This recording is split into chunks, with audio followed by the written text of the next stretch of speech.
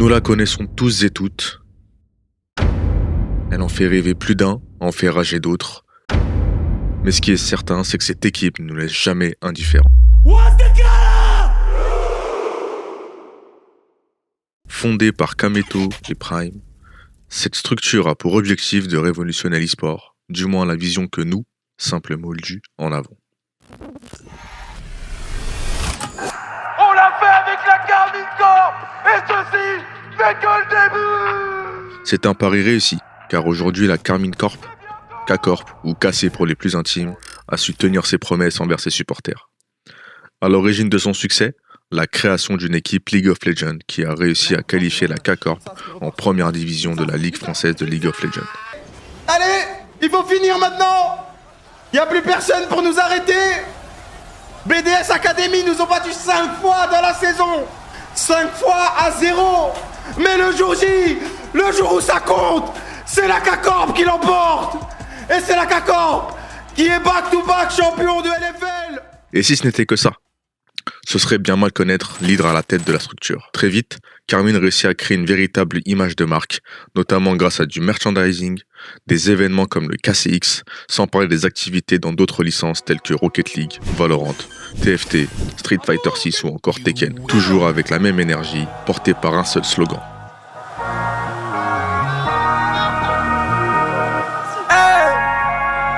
C'est que la win, que la win, que la win, que la win, c'est que la win. C'est que la win, que la win, que la win, c'est que la win. C'est que la win, que la win, que la win, c'est que la win. Mais ce qui a vraiment marqué un tournant dans l'histoire de cette structure, c'est cela.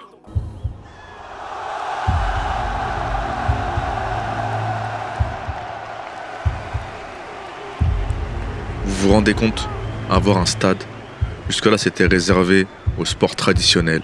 Et encore une fois, Carmine l'a fait. Le 4 novembre 2024, un site média, Revue 21 pour ne pas les nommer, publie un article à charge contre la K-Corp. Oui, je dis bien contre la structure dans sa globalité.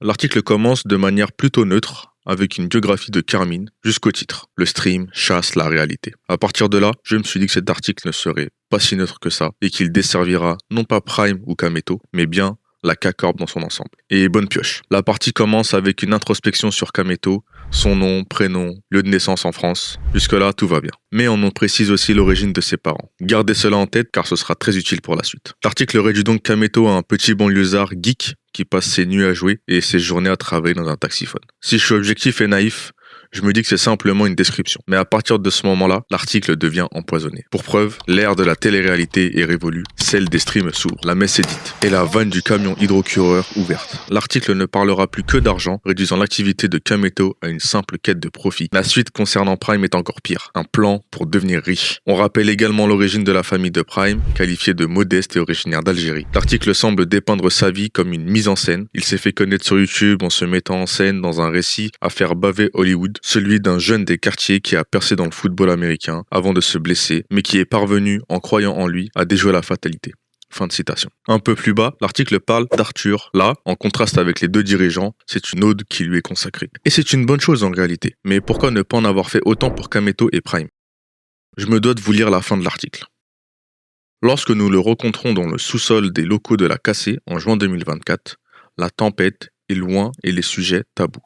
Les actionnaires fondateurs sont encore majoritaires, je les réunis tous les mois et je ne prends aucune décision sans eux, évacue Arthur Perticose, dans un sourire émail diamant. L'homme est tout en maîtrise, place exégèse et kiff dans la même phrase, multiplie les visios et les calls sur une chaise gaming siglée Carmine Corp bien sûr. Il doit faire le pont entre les fondateurs qui de nouveau s'affichent ensemble dans les événements. Mais surtout, le sémillant homme d'affaires doit lever des fonds. Il a la charge de financer le paiement de la LEC qui s'échelonne en plusieurs versements. Il a honoré les deux premiers en octobre 2023 puis en juin 2024. Les investisseurs ont mis 4,5 millions puis 3,2 millions d'euros sur la table. Et les suivants, l'an prochain on dépassera les 10 millions de chiffre d'affaires tout en restant rentable, rassure-t-il. Pas peu fier des résultats de l'entreprise qu'il a considérablement assaini. Il faut dire qu'il a fait basculer la Carmine dans un nouveau monde. Le sien, celui des startups et de la course au financement. Ce qu'on est en train de monter, c'est un Disney de l'e-sport, annonce-t-il. C'est-à-dire une machine à divertir son audience. Et, dans 10 ans, une série Netflix portera notre nom. Avant son prochain rendez-vous,